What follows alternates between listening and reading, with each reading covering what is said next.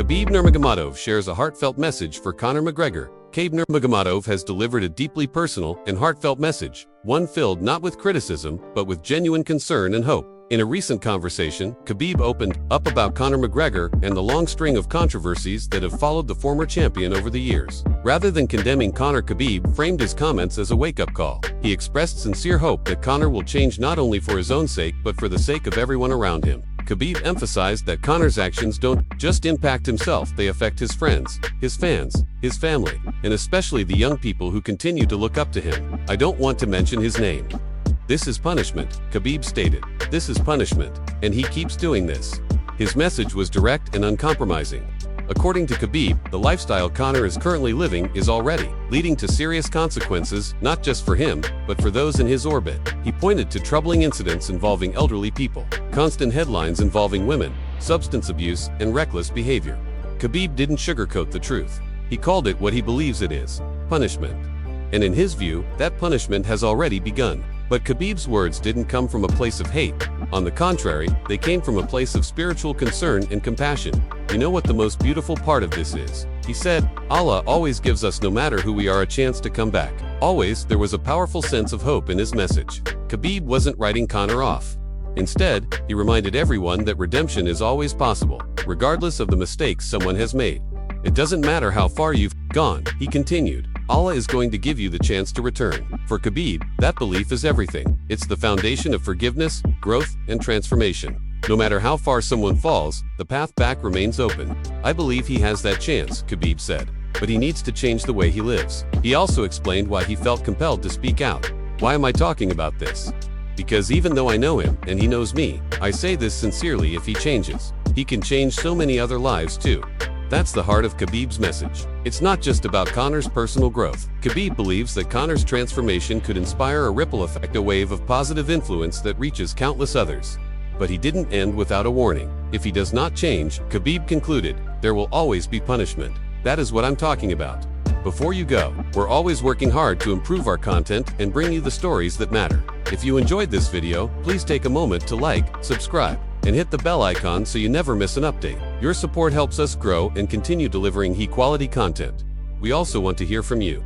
Share your thoughts in the comments and let us know what you'd like to see more of or how we can improve. Your feedback means the world to us, and we're always listening. Thank you for being a part of our community. Sean O'Malley, confident about trilogy with Morab. I'm not going anywhere. Sean O'Malley is brimming with confidence as talks of a potential trilogy bout with Morab Dvalishvili begin to surface. Speaking on the Overdogs podcast, O'Malley opened up about his mindset following 2 tough losses to Morab. But despite the setbacks, his tone was far from defeated. In fact, O'Malley made it clear that not only does he believe a third fight will eventually happen, but when it does, he sees himself emerging victorious. Some might say, I've been humbled, brother, he said with a slight pause. I don't know. I've always looked at this fight game pretty logically, like, hey, I lost to Morab twice. So yeah, fighting for the title again after 2 losses to the same guy might not make the most sense right now. Yet, logic hasn't dimmed his fire. Still have that confidence. I still believe I can put anybody's lights out. That's never changed, he stated firmly. That unwavering belief is the essence of who Sean O'Malley is. Even in the face of defeat, his self-belief remains unshaken. He acknowledges the reality of the losses, but holds fast to the belief that he can bounce back and win. I truly believe I can beat Morab, he continued. There's going to be a trilogy. Maybe not right away, maybe not this year, but someday, it'll happen, and when it does, I'll be ready. With a hint of humor and self-awareness, O'Malley added, I still got that delusion in me and I love it. That delusion is what got me here in the first place. Breaking down fighting style, O'Malley offered some interesting insight. It's weird watching him on film. He just looks so sloppy, but he's got that weird ability to hide his takedowns. He surprises you. He did it in the first fight, did it again in the second. But I know I can put that dude out. I've felt it, I've seen it. Reflecting on his own growth, O'Malley admitted, maybe I'm a little more humble these days, but I'm still a little delusional too, and I'm good with that. As he sets his sights on what's next, O'Malley remains laser-focused on proving his worth once again. My next fight, I'm going out there to remind everybody how skilled I am. The only real person I've lost to is Morab. Yeah, I lost to Cheeto, but let's be honest, that was a fluke. I proved that. My only real losses are to Morab. He emphasized the fleeting nature of public opinion in combat sports. In this sport, fans have short memories. You're only as good as your last fight. And yeah, Morab beat me. So now people are saying, sugar sucks. But that's fine. I'm going to go out there and remind them I'm still that guy. He continued, I can still knock people out.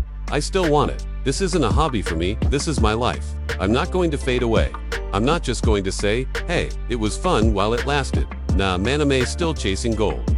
O'Malley ended with a powerful declaration of intent. I want 10 more fights. I've still got the hunger, still got the drive, still got the passion to perform at the highest level. I'm not going anywhere, and I believe my next performance it'll be my best yet. Doesn't matter who, doesn't matter where I'm going to show up, put on a beautiful clinic, and remind the world I'm as good as I say I am. Is Ilia Topuria really that good? UFC legends share their concerns. A new wave of debate has hit the MMA community, and the spotlight is on rising star, Ilia Topuria. Despite a dominant streak of knockouts and impressive finishes, questions are being raised about how truly elite Ilia is, especially after two respected UFC veterans, TJ Dillashaw and Rampage Jackson, shared their thoughts in recent interviews. Topuria has earned widespread praise for his aggression, precision, and killer instinct inside the octagon. Many fans and analysts view him as one of the most dangerous finishers in the game today. However, not everyone is completely sold on the hype. Until now, most criticism of Ilia came from online fans. But that changed when Dillashaw and Rampage offered detailed insights that are beginning to shift the narrative. Importantly, both fighters made it clear they respect Ilia and aren't discrediting his accomplishments. Instead, they highlighted a key issue, one that may change how we view his success so far. The problem isn't what Ilia is doing right, it's what his opponents are doing wrong, according to Dillashaw and Rampage. The real problem lies in the poor strategic choices made by Ilia's recent opponents. Rather than avoiding his strengths, most have engaged him directly in boxing range, exactly where Ilia is most dangerous. TJ Dillashaw broke it down simply. Someone who's not going to play that middle ground with Ilia is already in trouble. That's the spot I don't want to be in. I want to stay outside, land kicks, stay mobile, and mix in pounds. Even if Ilia's got good wrestling, I need to bring a full, well-rounded MMA approach to beat him. I'm not going to beat him by standing still. That's his world. He added, personally, I'd keep enough distance to land kicks and keep moving. That kind of distance makes it harder for him to close the gap. I'd circle, grapple, and drag him into deep water too. Tire him out. Rampage Jackson's brutal honesty. Rampage Jackson didn't hold back either. Hey, I'm a big fan of Ilia, he said. I hate that I'm going to say this, but TJ's right. Ilia's biggest weakness, head kicks. The man got kicked upside the head and dropped. That's a real hole in his game. Rampage then laid out how he'd approach fighting someone like Topuria, especially if he were a strong boxer. I'd use the cover roll. Ilia's got a good jab, but he doesn't always set it up smart. I'd parry that jab and roll into a counter. That's a technique most guys don't use anymore. They just throw and pull backhand. That's a mistake. You give a finisher like Ilia that kind of opening, and he'll end your night in seconds. The verdict? Still unproven. There's no doubt Ilia Topuria is a top-tier fighter. His power, aggression, and ability to finish fights speak for themselves. But Dillashaw and Rampage are raising a valid point until someone shows up with a smart, calculated game plan that forces Ilia out of his comfort zone. We won't truly know how high his ceiling is. For now, Topuria remains one of the most exciting and dangerous prospects in the UFC, but the question remains, what happens when he finally faces someone who doesn't fight him on his terms? Khamzat Chimaev fires back at Adin Ross over $700,000 stream drama. Things recently got heated between Adin Ross and UFC star Khamzat Chimaev after a surprising claim sparked a wave of online reactions. During a live stream on his podcast, Adin Ross revealed that someone claiming to represent Chimaev allegedly requested a staggering $700,000 for Khamzat to appear on his show. Yes, you read that right, $700,000 just to stream. Adin recounted the story with disbelief and amusement. I don't care if I air this out, he said, laughing. I connected someone with a guy from Khamzat's team, and the guy said, $700,000 to stream with Khamzat. I've never laughed so hard in my life. He framed the interaction as completely ridiculous, something so absurd it felt like a joke. But Khamzat wasn't laughing. Shortly after the clip gained traction online, Chimaev took to Instagram to fire back with his signature bluntness. In a now viral post, he wrote, "Who is this bull gay?" It was a short, sharp statement, clearly aimed at Adin, and the internet exploded with reactions. Fans were left stunned, wondering, was Khamzat genuinely offended?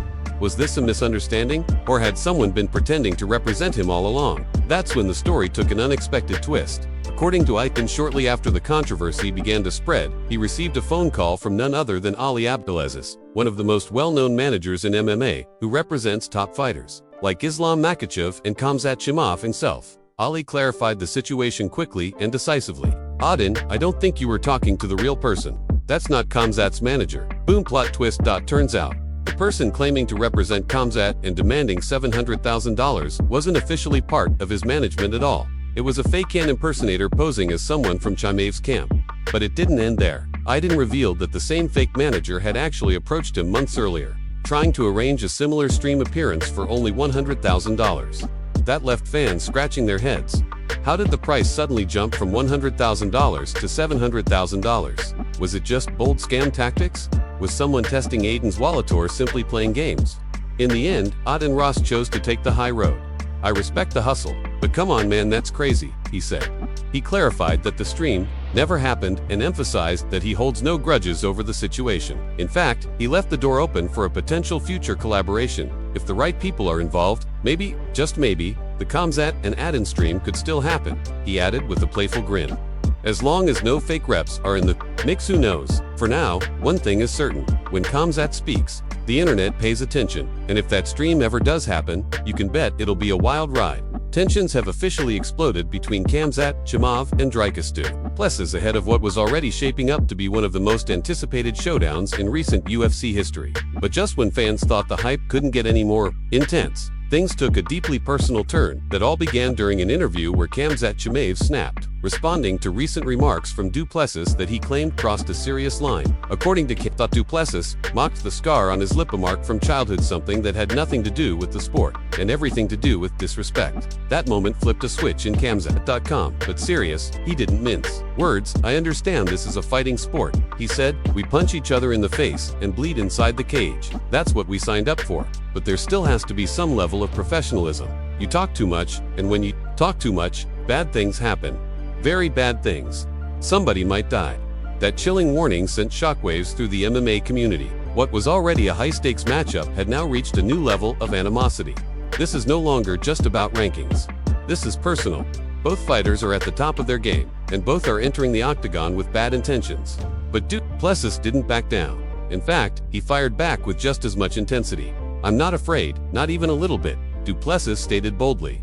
"I'm more than ready to go to war, and I'll leave everything I have inside that cage. When the night comes, this isn't about teaching anyone a lesson. This isn't school. This is the fight of my life." He continued, "It's about proving, once again, that I will be the greatest of all time. To do that, I'll do whatever I have, to whatever it takes. You're only as good as your opponent allows you to be, and I'm not going to let him look good. I might let him look tough. I might let him swing, but I'm not going to let him win." When asked whether he was concerned about Khamzat's threats or the rising tensions, Du Plessis remained calm, composed, and focused. "He doesn't have the greatest record," he said. "That doesn't shake me. I try not to worry about things I can't control. I focus on my work, my training, my performance. The UFC always finds a way, and believe me, I'm going to defend what's mine." He closed with one final statement: "There's no way I'm leaving without my belt. The belt doesn't define me, my performance does. And this fight is the very personification of that. The stage is set, the rivalry is real, and this isn't just a fight, it's war."